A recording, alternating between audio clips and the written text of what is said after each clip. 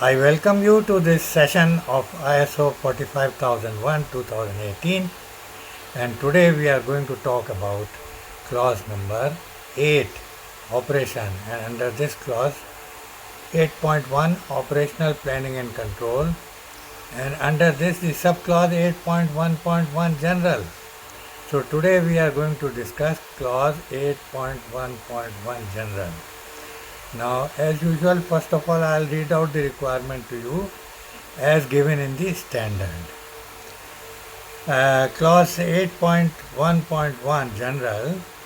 The organization shall plan, implement, control, and maintain the processes needed to meet the requirements of occupational health and management system and to implement the actions determined by clause 6 by A. Establishing criteria for the processes. B. Implementing control of the processes in accordance with the criteria. C. Maintaining and retaining documented information to the extent necessary to have confidence that the processes have been carried out as planned. And D. Adapting work to workers. And the last para says, at multi-employer workplaces, the organization shall coordinate with the relevant parts of the occupational health and safety management system with other organizations. So this is the total requirement as given in the standard. And now let us discuss it in more detail. So as you see, the operation and planning, operational planning and control is basically the topic of this requirement, and the general requirement in this regard is the organization has to plan. After planning, it has to implement and control and maintain the processes needed to meet the requirement of occupational health and safety management system, and to implement actions to determine as determined by clause 6 by so many ways that we will discuss later. But let us understand, the organization has to plan, and once it has planned, it has to implement and control and maintain the processes. That means the processes have got to be identified, they have got to be documented, and once they are planned and documented, then they are supposed to be implemented. That means the process has to be carried out at the place of work, and control and maintain the processes. When we have to control the processes, that means we are maintaining the effectiveness of the process, and maintaining the process, that means the procedure that we have written, it should remain available in legible condition at the place of work. If it is defaced, it has to be replaced. If it is not controlled, it has to be controlled.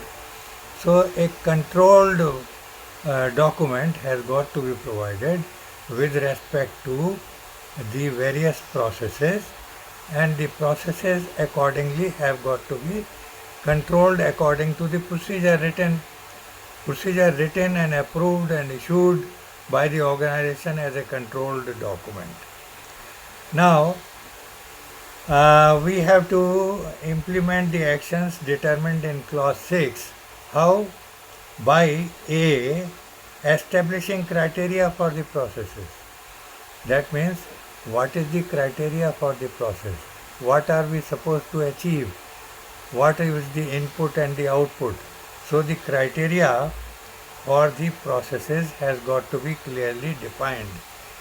That means the total process has got to be put in the procedure in a manner so that it can be implemented effectively without missing out on any detail.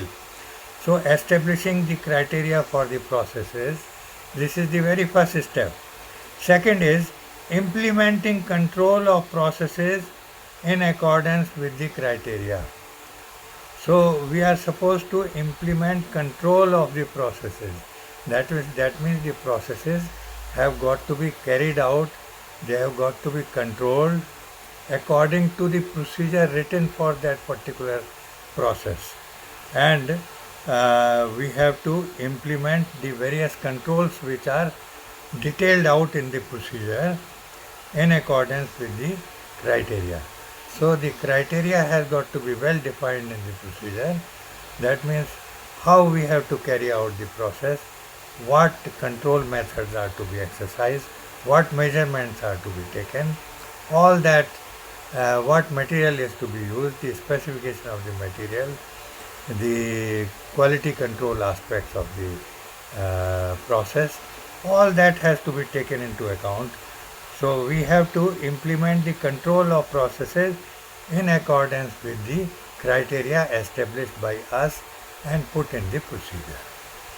Now C says, maintaining and retaining documented information to the extent necessary to have confidence that the processes have been carried out as planned. That means we have to maintain records of whatever way we have carried out the process. The process records have got to be maintained so that the records will be the proof that we have carried out the procedure, the process in accordance with the procedure duly laid out by us. So the records are very important as a proof and that the procedure has been carried out to the extent necessary to have confidence that the processes have been carried out as planned. So whatever planning we had done, accordingly we have carried out the process.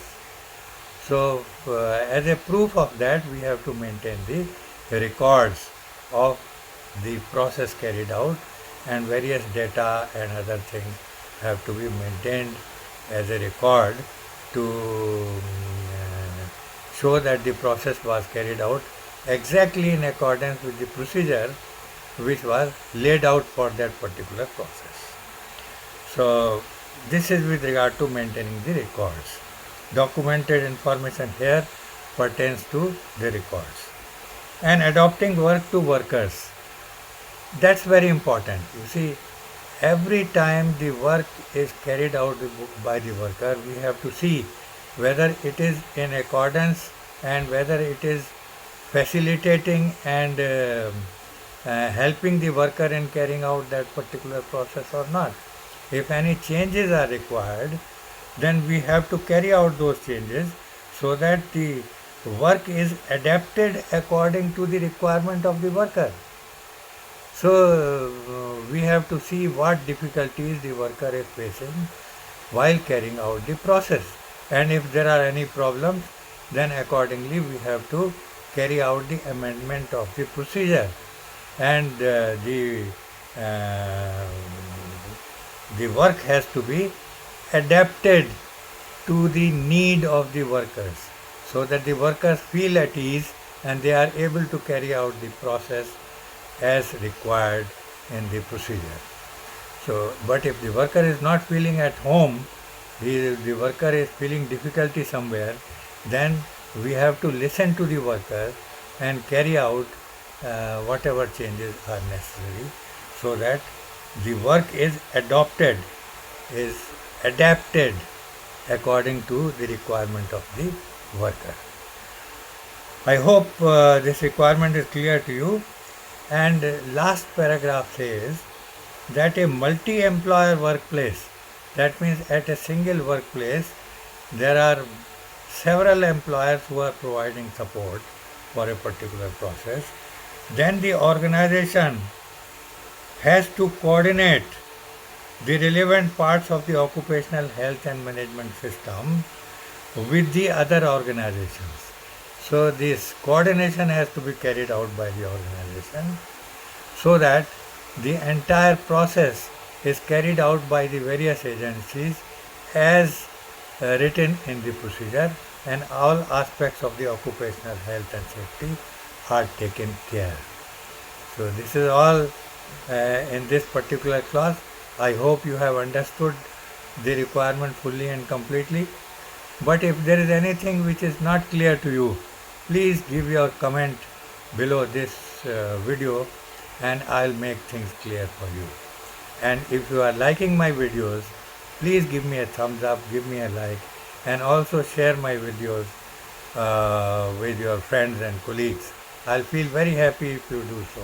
And kindly do not forget to subscribe to my channel and also press the bell icon so that as and when I load my video, the information regarding loading of the video will reach you and you will be able to see my videos without any delay. Thank you very much for watching my videos. Bye bye and see you next Sunday. Bye.